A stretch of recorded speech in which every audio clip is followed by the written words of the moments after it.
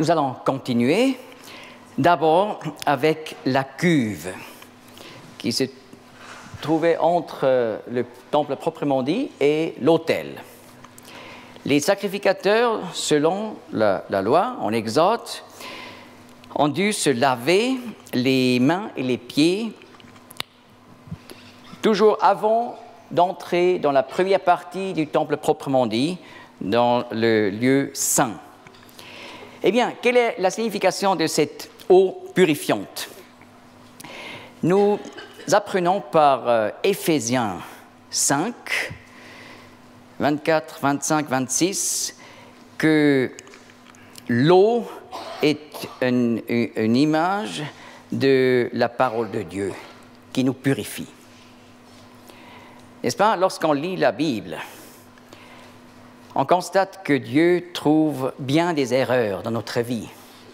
Et cela devrait nous amener de confesser nos péchés à Dieu dans la prière personnelle, selon 1 Jean 1, verset 9. Si nous confessons nos péchés, il est fidèle et juste. Et voilà ensuite la promesse qu'il nous pardonne nos péchés et nous purifie de toute iniquité.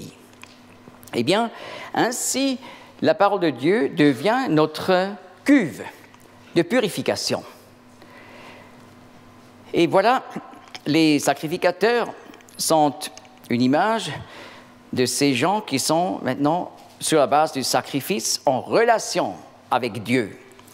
Et le sert, mais pour avoir cette communion continuelle, régulière, chaque jour avec Dieu, il faut toujours cette purification par la parole de Dieu. Et d'ailleurs, en 1 Jean 1, verset 9, il est juste d'appliquer ce verset à la conversion, au moment de la conversion. Mais en fait, en grec, si nous confessons est un duratif. N'est-ce pas? En grec, on peut, par les verbes, distinguer si c'est un duratif, un ponctuel ou même un résultatif. Je vais seulement expliquer maintenant le duratif, c'est-à-dire c'est une action répétitive ou continuelle. Donc le sens n'est pas simplement si nous confessons une fois nos péchés, mais si nous confessons toujours de nouveau. Il est fidèle et juste qu'il nous pardonne. Et c'est aussi un duratif, pardonne toujours de nouveau et nous purifie toujours de nouveau de toute iniquité. Eh bien, on constate le nombre de mesures qui est donné en rapport avec la description du tabernacle en Exode 25 jusqu'à 40. Mais là, en rapport avec la cuve, on ne trouve pas d'indication de mesure. Et il faut comprendre que même les choses qui ne sont pas mentionnées ont une signification. Pas seulement ce qui est mentionné dans la Bible, mais aussi ce qui n'est pas mentionné. Pourquoi ce n'est pas mentionné? Quelle mesure on pourrait donner à la Bible? Spurgeon, ce grand prédicateur du 19e siècle, il a dit « Lorsque j'ai lu la Bible pour la 100e fois, elle était encore plus belle que la première fois. » Eh bien, si quelqu'un nous dit il a lu maintenant tel et tel roman pour la 100e fois, on se demande un peu, n'est-ce pas? Sans doute c'est un savant, mais on se demande un peu, voilà, mais lorsqu'on lit la Bible pour la 100e fois, elle devient encore plus belle que la première fois. On ne peut pas donner une mesure, parce que la vie ne suffit pas pour creuser les trésors de la parole de Dieu, de la Bible. Maintenant, nous allons considérer le temple proprement dit, mais avant d'y entrer, nous allons considérer les 4 couvertures du tabernacle. La première couverture était faite des peaux de dugong. C'est quoi? C'est un animal similaire au lamentin. C'est pas clair ce que c'est? Eh bien, c'est ça, le dugong. C'est un animal qu'on trouve dans à la mer Rouge et juste autour du péninsule du Sinaï. Alors, c'était le bon endroit. Et d'ailleurs, le nom en hébreu, c'est Tachash. Dans le passé, les traducteurs avaient des difficultés avec ce terme Tachash. Et on a pensé, mais c'est quoi exactement? Personne n'était très sûr. Mais souvent, des termes en hébreu qui sont difficiles, on peut illuminer en comparant avec les langues sémites autour d'Israël. Et souvent, l'arabe est vraiment un trésor. Touhas correspond en hébreu tachash. N'est-ce pas? Souvent, sh en hébreu et s en arabe. Par exemple, shalom, pour dire bonjour, paix, en arabe, salam. Vous voyez? Touhas, tahash. Et effectivement, en Ézéchiel 16, on lit des souliers faits de tachash. Et nous savons, jusqu'au XXe siècle, les Bédouins au Sinaï ont utilisé du duron pour faire des souliers, parce que c'est vraiment une peau qui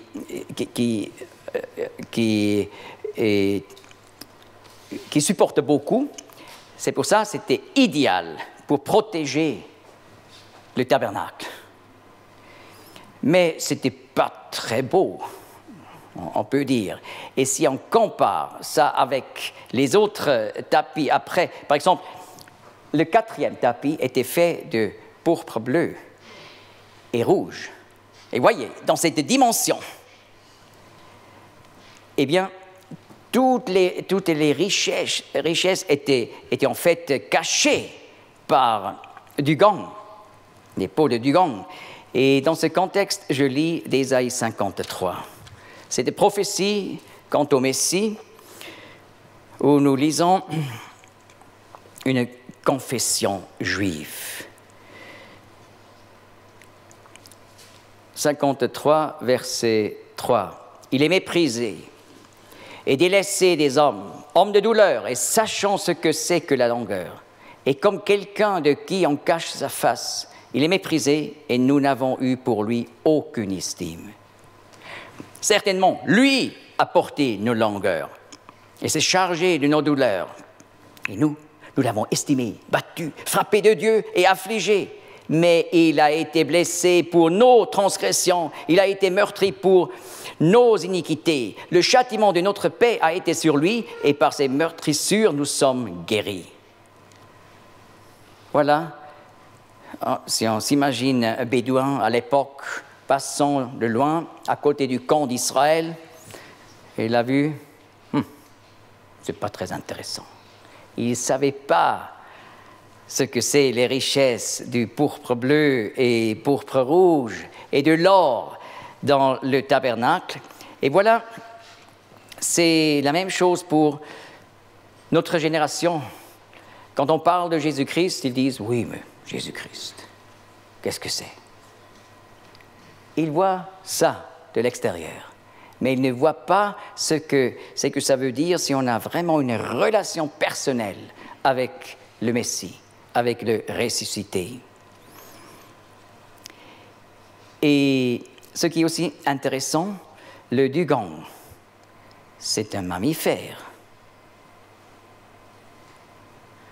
Mais les mammifères, ce n'est pas vraiment les animaux pour vivre à la mer, n'est-ce pas? Et bien sûr, il peut être très long sous l'eau, mais il doit revenir pour chercher la respiration en haut. Et voilà, le Seigneur Jésus, lorsqu'il est venu dans ce monde, il était vraiment seul, délaissé. Et il n'était pas de ce monde. Il est venu d'un autre monde. Et il se sentait toujours comme étranger. Il était un étranger. Et voilà, tous ceux qui finalement croient en lui, ils deviennent comme lui, des étrangers, et savent notre vraie patrie est en haut dans le ciel. Voyez, après les peaux de dugong, il y a des peaux de bélier teintes en rouge, ensuite des tapis de poils de chèvre et finalement des tapis avec des chérubins, avec les 4 couleurs que nous connaissons de la porte d'entrée. Peau de bélier, teinte en rouge. D'abord, il faut se demander quel est le symbolisme du bélier. Le bélier était le premier sacrifice pour la dédication des sacrificateurs au service de Dieu. Donc, le bélier parle de la dédication à Dieu. Mais teinte en rouge, ça veut dire que la dédication du Seigneur Jésus allait jusqu'au dernier, jusqu'à donner sa vie, son sang. Et d'ailleurs, là, il n'y a pas de mesure. Il y a des mesures en rapport avec le tapis de poils de chèvre et aussi avec le tapis avec des chérubins, mais pas pour les peaux de bélier teintes en rouge, non pas pour les peaux de Duron. Cela veut dire la dédication du Seigneur ne connaissait pas de mesure. Elle allait jusqu'au bout. Et voilà les tapis de poils de chèvre. Les poils de chèvre servaient typiquement comme manteau pour les prophètes. Regardez, 2 Rois 1, on se demande qui étaient ces personnes que quelqu'un a vues. Alors, il était comment? Il portait un manteau de poils de chèvre. C'est Élie, le prophète. Immédiatement, c'est clair. C'est le manteau du prophète. Et voilà, le Messie est annoncé dans la Torah, entre autres dans le Deutéronome, chapitre 18, comme le grand prophète qui un jour va venir pour exposer et révéler tout le plan, le dessein de Dieu. Et la Torah dit, et il faut écouter à sa voix. Eh bien, le Seigneur est l'accomplissement de cette prophétie. Il était le prophète, le plus grand prophète qui a révélé finalement Dieu dans sa plénitude. Il a révélé le Père et le cœur du Père, comme jamais un prophète savait le faire. Ensuite, les tapis avec des chérubins, cela parle de nouveau de ces 4 gloires du Messie, le roi d'Israël, et le serviteur sur le trône, l'homme parfait et le Fils de Dieu venu du ciel.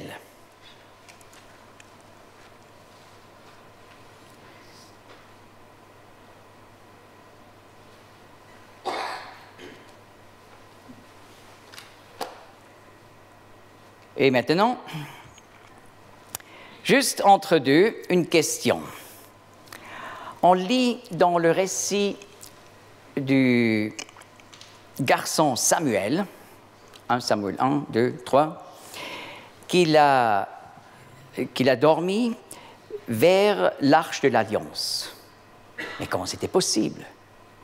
Parce que seulement les sacrificateurs avaient le droit d'aller dans le sanctuaire, mais jamais dans le lieu très saint où il y avait l'arche de l'Alliance. Et Samuel n'était pas un sacrificateur, il était un lévite, mais pas un sacrificateur. Mais comment c'était possible? Vous voyez ces tapis au-dessus. Et là, il y avait un espace entre deux. Et là, les sacrificateurs et aussi les lévites pouvaient dormir. Donc le petit Samuel était juste à côté du lieu très saint, vers l'arche de l'Alliance. Mais bien sûr, en dehors.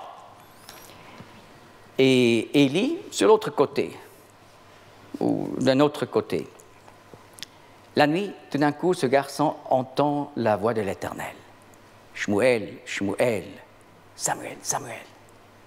Il se lève, il va vers le souverain sacrificateur. Tu m'as appelé? Non. Vous savez, c'est un problème des garçons parfois, la nuit. Ils entendent des choses. Mais il retourne, ce garçon, il entend de nouveau cette voix de l'Éternel. Il va vers le souverain sacrificateur et cela plusieurs fois, et finalement le souverain sacrificateur réalise, c'est peut-être l'Éternel qui appelle ce garçon. Même que c'était une période où c'était très rare que Dieu s'est révélé dans l'Ancien Testament. Et voilà, il lui explique, la prochaine fois où tu entends cette voix, il faut dire « Hineni » me voici.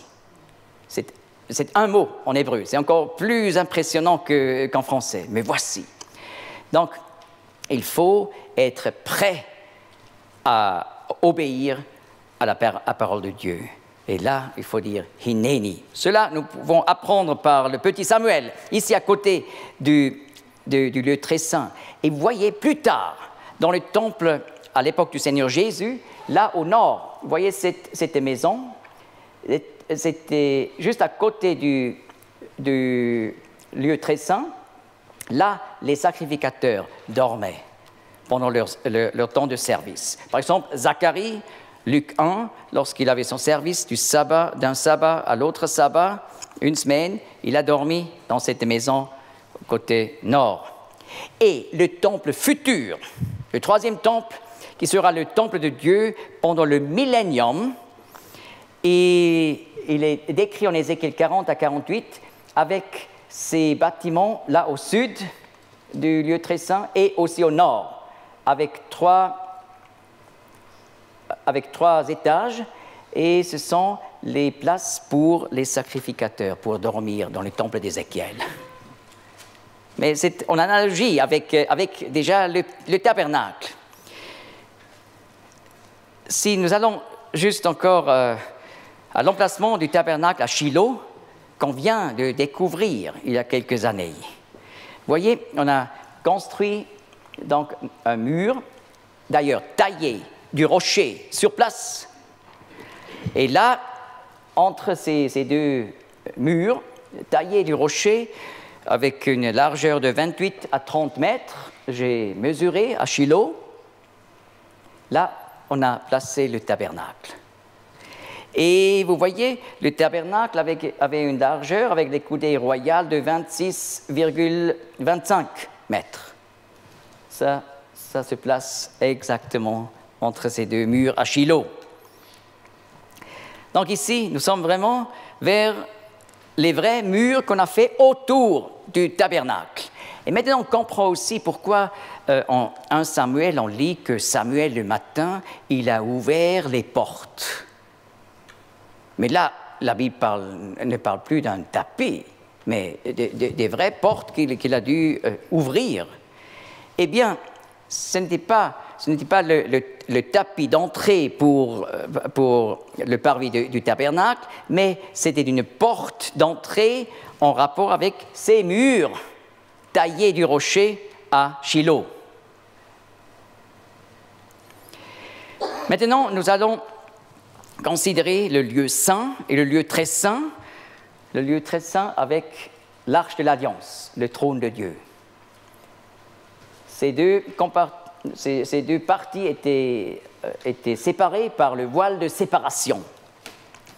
Et voilà, dans la première partie, nous avons le chandelier d'or, la table d'or avec les 12 pains et l'autel d'encens. Et le temple proprement dit était composé de bois d'acacia couvert d'or avec 2 socles en argent. Et vous voyez, comme les piliers autour du parvis, ces piliers qui formaient le temple proprement dit sont aussi une image des croyants. Donc, chaque bois d'acacia couvert d'or avec 2 socles en argent représente un croyant en Jésus-Christ. 1 Corinthiens 3, verset 16 explique que l'Église est aujourd'hui le temple de Dieu, le temple spirituel. Donc, le tabernacle parle déjà de ce temple spirituel qui est l'Église, depuis Pentecôte, acte 2. Alors, de nouveau, ça parle des personnes qui ont la vie éternelle, bois d'acacia. Mais couvert d'or, de quoi parle l'or? Eh bien, l'ami le plus âgé de Job portait le nom d'Élihu. Élihu, en hébreu, veut dire « Mon Dieu est or pur ». Phase, c'est or pur. Eh bien, nous allons voir le chandelier, la table et l'autel d'encens étaient construits d'or pur, mais non pas les bois d'acacia. Mais néanmoins, c'est de l'or. Cela parle de la gloire de Dieu et de la justice de Dieu. Et voilà, Romains 5, verset 1 dit que celui qui croit en Jésus-Christ est justifié, considéré comme juste devant Dieu. Et voilà, cet or parle de la justice et de la justification par la foi. D'ailleurs, on peut aussi expliquer le bois est en quelque sorte dans l'or. Et cela représente le fait que les croyants dans le Nouveau Testament sont appelés comme des personnes qui sont en Christ. Mais qu'est-ce que ça veut dire? C'est un peu abstrait, être en Christ. Celui qui est en Christ est une nouvelle créature. Mais qu'est-ce que ça veut dire, être en Christ?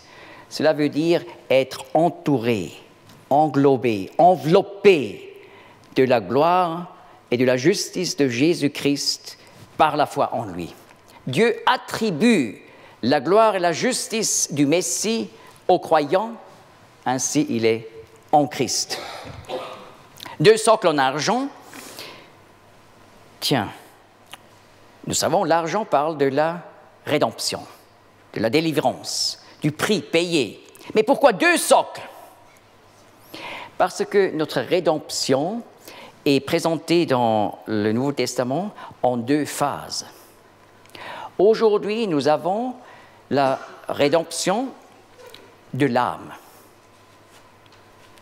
Mais le corps n'est pas encore parfait.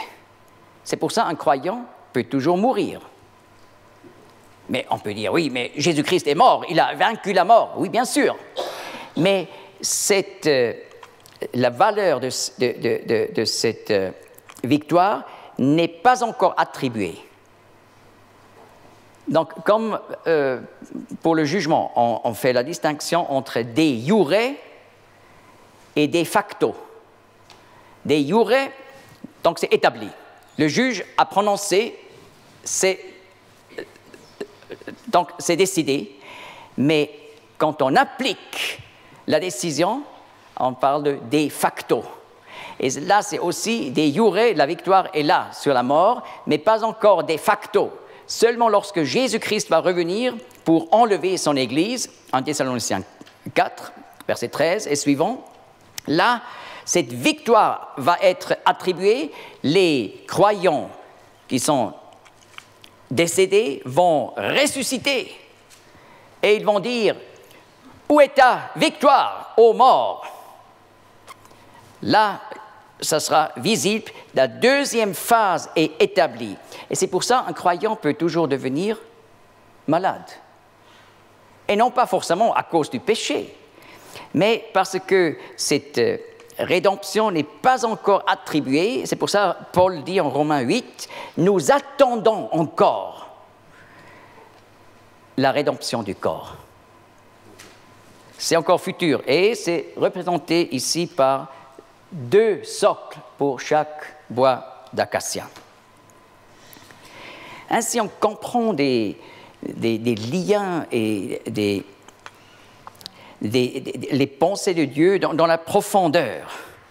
Et on peut comprendre pourquoi c'est possible, la maladie et aussi la mort dans la vie du croyant. Le chandelier d'or parle du Seigneur Jésus avec ses 7 flammes. Le Seigneur a dit en Jean 8, verset 12, « Je suis la lumière du monde. » C'est lui qui nous donne l'éclaircissement, la direction pour connaître la sagesse et la clarté de Dieu. D'ailleurs, il n'y avait pas de fenêtre dans le sanctuaire. Dieu n'a pas besoin de la philosophie du monde. C'est lui qui donne sa lumière. Et c'est aussi important, et surtout, ou beaucoup, pas seulement surtout, mais beaucoup lorsqu'on fait des études, par exemple, travaux sociaux, eh bien, on va apprendre bien des lumières du monde qui sont en contradiction avec les pensées de Dieu, mais aussi dans d'autres études, bien sûr. Mais il faut là se nourrir de cette lumière du sanctuaire qui vient de Dieu et que nous trouvons dans la parole de Dieu. Et voilà, en plus, la table des pains. Les 12 pains représentaient le peuple de Dieu terrestre, Israël. Mais le peuple terrestre dans la Bible, nous apprenons par le Nouveau Testament, est un reflet du peuple céleste qui est l'Église, l'Assemblée de Dieu. Et il ne faut pas mélanger les deux. Ce sont des entités différentes dans les desseins, dans les plans de Dieu, qu'il faut bien distinguer et laisser à son place. Israël était le peuple de Dieu dans l'Ancien Testament et va être le peuple de Dieu et le témoignage de Dieu aussi dans l'avenir, après l'enlèvement de l'Église. Mais maintenant, pour le moment, le peuple céleste, qui est l'Église, est le témoignage sur cette terre. Mais la table, en or pur, parle du Messie, qui porte les croyants. Et en Ésaïe 46, nous lisons que Dieu nous porte jusqu'à ce que nous sommes des vieillards, jusqu'à ce que nous ayons des cheveux blancs. Et voilà, c'est lui qui nous porte. Ça m'a parlé beaucoup, n'est-ce pas, lorsque j'étais en Inde, j'ai vu comme les gens portaient leur déité. Les gens portaient les déités, pas les dieux portaient les hommes. Et parfois, les dieux peuvent être très, très lourds. Mais vous voyez, Ésaïe 46 nous montre que le Dieu vivant, c'est lui qui nous porte à travers les difficultés de la vie jusqu'à la fin. Ensuite, l'autel d'encens. L'encens parle de la prière. Dans le psaume 142, le roi David fait cette assimilation de la prière à l'encens. Donc c'est la prière qui est agréable à Dieu, qui est en accord avec la volonté de Dieu. En fait, c'est ça, prier dans le nom de Jésus. Ça ne veut pas dire simplement ajouter à la fin de la prière au nom de Jésus. Cela ne rend pas une prière en une prière dans le nom de Jésus. Seulement si le contenu est vraiment en accord avec ses desseins, ses plans, sa justice, son amour. La parole de Dieu, c'est une prière dans le nom de Jésus. Alors, l'encens parle de cette prière qui est agréable à Dieu. Et là, nous avons 4 cornes dans les 4 coins de l'autel. Et vous voyez, les cornes parlent de la force et de l'autorité. Quand on a eu une fois un problème, par exemple avec un bélier ou même avec un taureau, on sait pourquoi les cornes sont un symbole de la force. Et voilà, cela veut dire que la prière des croyants agréables à Dieu ont une force, une efficacité, et pour le monde entier. Les 4 cornes parlent des 4 directions géographiques. Donc, notre prière est efficace jusqu'au bout de la terre. D'ailleurs, on pourrait dire, oui, mais pourquoi prier? De toute façon, Dieu est souverain et il fait ce qu'il veut. Mais, c'est vrai, Dieu est souverain. Nous confessons cette vérité. Mais, en Jacques 4, nous lisons, « Vous n'avez pas parce que vous ne priez pas. » Donc, il y a des choses que Dieu, de toute façon, va faire. Si ses enfants le demandent ou pas, il va le faire, c'est son dessein, son plan. Mais il y a des choses que Dieu ne ferait seulement si les enfants de Dieu le prient. Et cela explique, vous n'avez pas, parce que vous ne priez pas, vous ne demandez pas. Eh bien, c'est un encouragement, la prière fait une différence. Il y avait 4 barres qui ont bien ajusté et lié ensemble les bois d'acacia couverts de l'or. Et ces 4 barres parlent de ces 4 principes qui ont caractérisé l'Église dès le début, dès Pentecôte. Je cite d'Actes 2, et cela au verset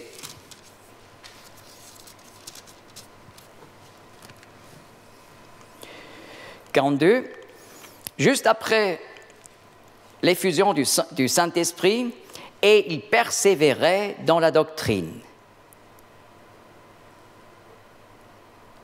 des apôtres, dans la doctrine des apôtres, et la communion, dans la fraction du pain et les prières. Voilà les 4 points. La doctrine des apôtres, la base. Ensuite, la communion et des croyants, la fraction du pain, la scène et les prières. Ce sont les 4 barres visibles.